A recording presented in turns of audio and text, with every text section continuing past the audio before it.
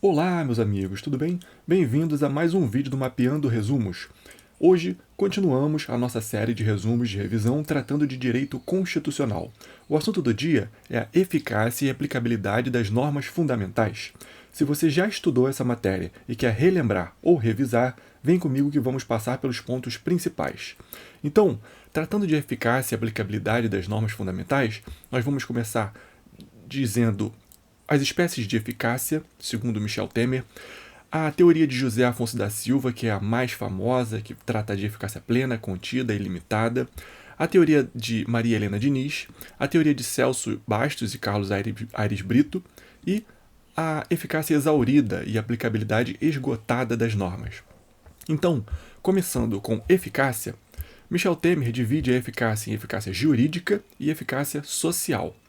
Eficácia jurídica é aquela norma que é apta a produzir efeitos concretos e produz efeitos jurídicos. Então, para Michel Temer, toda norma tem eficácia jurídica. Já a eficácia social é aquela que são os efeitos aplicáveis a casos concretos. A norma ela é efetivamente aplicada a casos concretos. Então, nem toda norma tem eficácia social, mas toda norma tem eficácia jurídica, sim. José Afonso da Silva divide as normas em eficácia plena, contida e limitada. Mas antes, ele diferencia aplicação de aplicabilidade. Segundo José Afonso da Silva, a aplicação é a aplicação da norma no caso concreto, é a efetiva aplicação, é o ato de aplicar. Já a aplicabilidade é a possibilidade, é a aptidão que tem a norma de ser aplicada no caso concreto. Eficácia plena, então, é aquela eficácia de aplicabilidade direta, imediata, integral. É aquela norma que já pode ser totalmente aplicada em toda a sua inteireza. Ela é apta a produzir todos os seus efeitos. Por exemplo, a norma que traz a autonomia funcional ou administrativa da Defensoria Pública. Ela não precisa de nenhuma outra norma para que ela seja aplicada e ela não prevê nenhuma outra norma para a sua regulamentação. Autonomia funcional e administrativa da Defensoria. A Defensoria tem autonomia funcional, administrativa e pronto. Já a norma de eficácia contida, eu prefiro o nome eficácia contível do que contida. Contida parece que ela já está contida, mas não é essa a ideia. A ideia aqui é que a norma tem aplicabilidade direta, imediata, mas possivelmente não integral. A Constituição prevê que é possível que uma norma contenha esse direito constitucional, essa norma constitucional. Então, ela, na verdade, ela não nasce contida, ela nasce contível, com a possibilidade que seja contida em um futuro eventual. É possível a redução na sua abrangência. Ela é uma norma prospectiva, ou seja, para o futuro, e tem como limites as leis infraconstitucionais ou normas constitucionais, ou seja, ela pode ser limitada tanto por lei infraconstitucional, uma lei ordinária, lei complementar, ou uma norma constitucional. Pode ser que uma própria norma constitucional, por exemplo, uma emenda, venha conter a aplicabilidade dessa norma de eficácia contida, ok? A doutrina dá como exemplo de norma de eficácia contida o exercício profissional, o direito de exercício profissional, o direito de se exercer uma profissão é livre, mas pode ser contido por uma norma qualquer. Por exemplo, o Estatuto da OAB, que prevê a prova da OAB, as leis que regem a medicina, que prevêem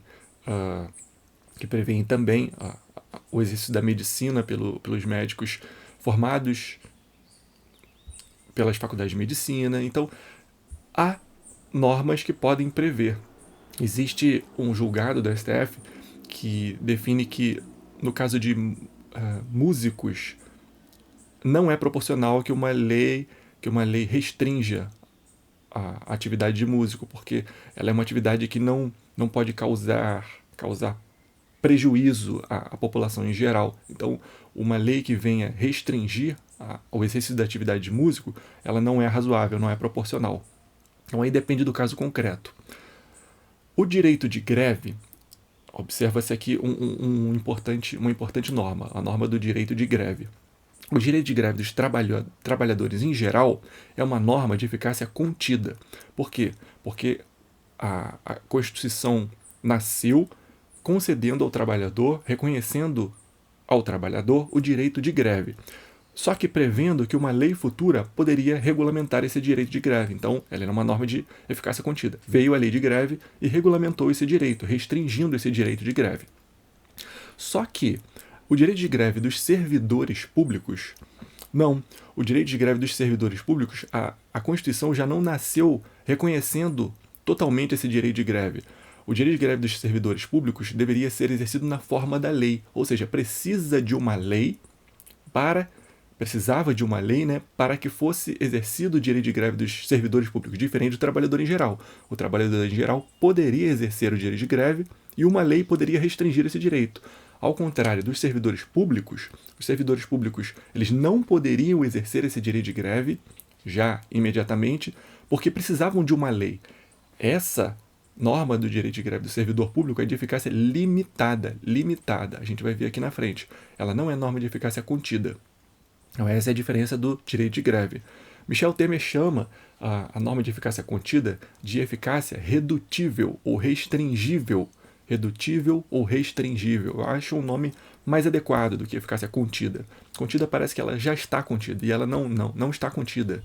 Imediatamente ela não está contida. Quando o direito de greve nasce na Constituição, ele nasce de aplicabilidade direta, imediata, podendo ser restringido no futuro por atividade do legislador.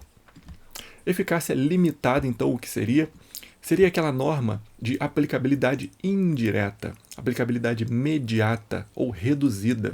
A aplicabilidade daqui é diferida, porque ela precisa de uma lei, precisa de uma norma que a regulamente para o seu exercício.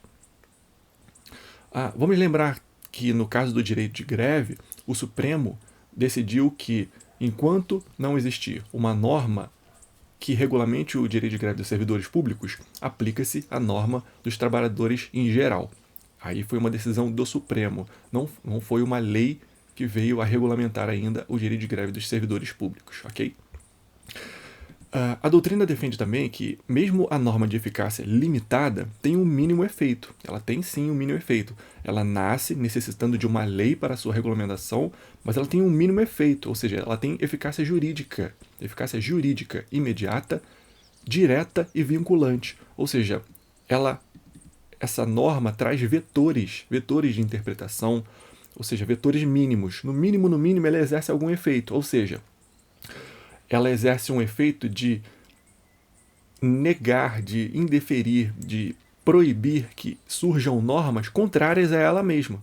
Por exemplo, quando nasce o direito de greve do servidor público, concedendo o direito de greve ao servidor público, mas precisando de uma lei para o seu exercício, aquele direito ainda não pode ser exercido, certo?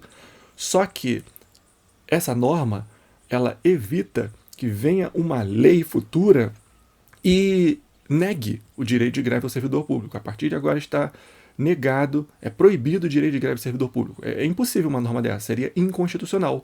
Por quê? Porque viola a norma de eficácia limitada do direito de greve do servidor público. Então ela tem um mínimo efeito, ela traz vetores, ela tem eficácia jurídica imediata, direta e vinculante. Ok?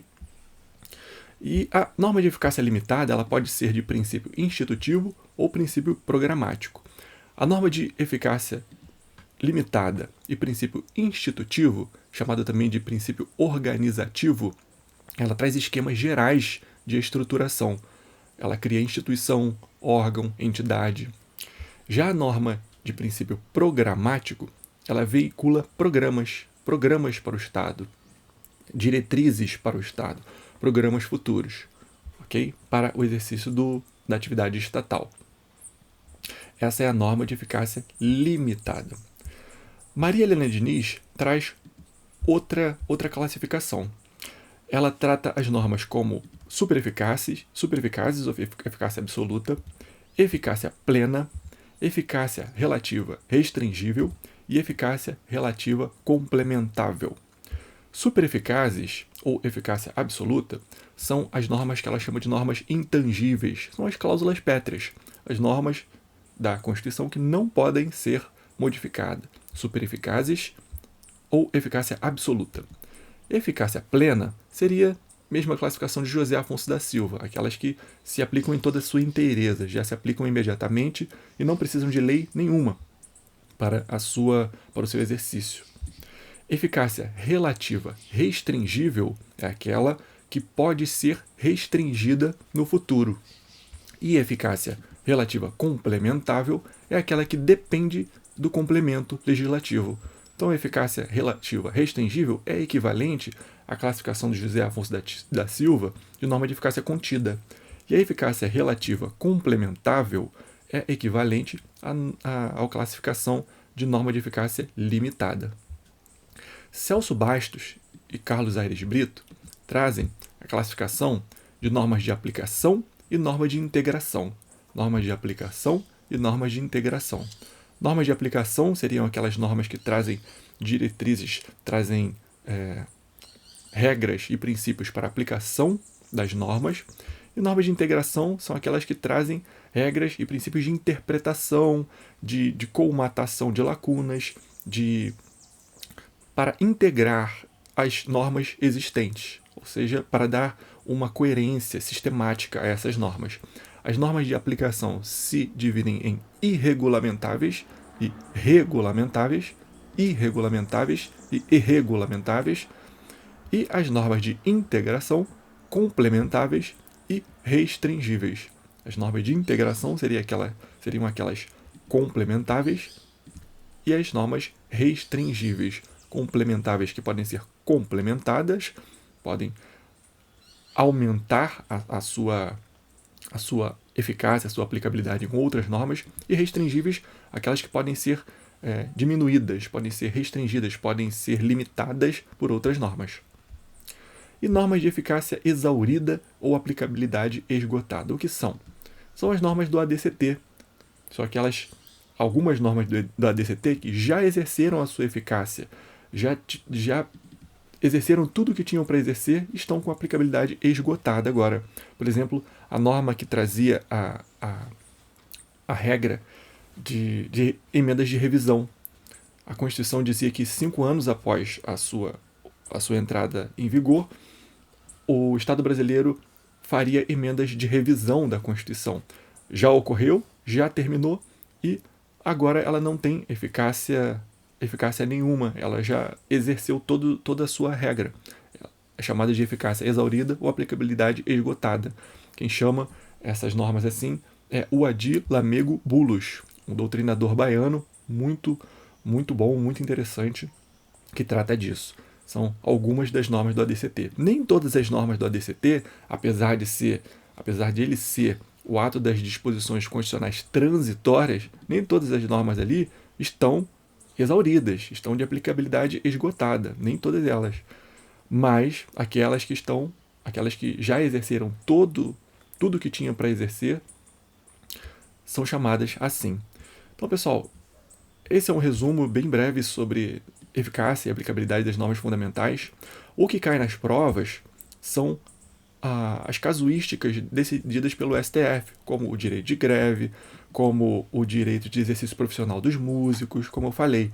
Então é importante dar uma olhada na jurisprudência, estudar bastante essa situação na jurisprudência, porque o que cai normalmente são as classificações, tanto da doutrina quanto da jurisprudência. A definição de cada norma, principalmente aqui na classificação de José Afonso da Silva, de eficácia plena, contida e limitada. Então, comentem aí as normas que vocês já sabem, o que vocês já viram que o STF tem julgado. Essa norma eu vi que ele julgou que é de eficácia contida, essa norma de eficácia limitada, essa aqui eu achei que fosse de eficácia contida, mas é limitada. Comentem aí que eu vou gostar bastante de conversar com vocês sobre isso. E compartilhe esse vídeo com os seus amigos, com aqueles que também estão estudando para alguma prova, para algum concurso, porque o conhecimento, quanto mais ele é compartilhado, mais ele é multiplicado. É por isso que a gente está aqui, por isso que a gente está fazendo esses vídeos, tentando compartilhar o conhecimento com vocês. E até o próximo vídeo, pessoal. Um abraço, tchau, tchau!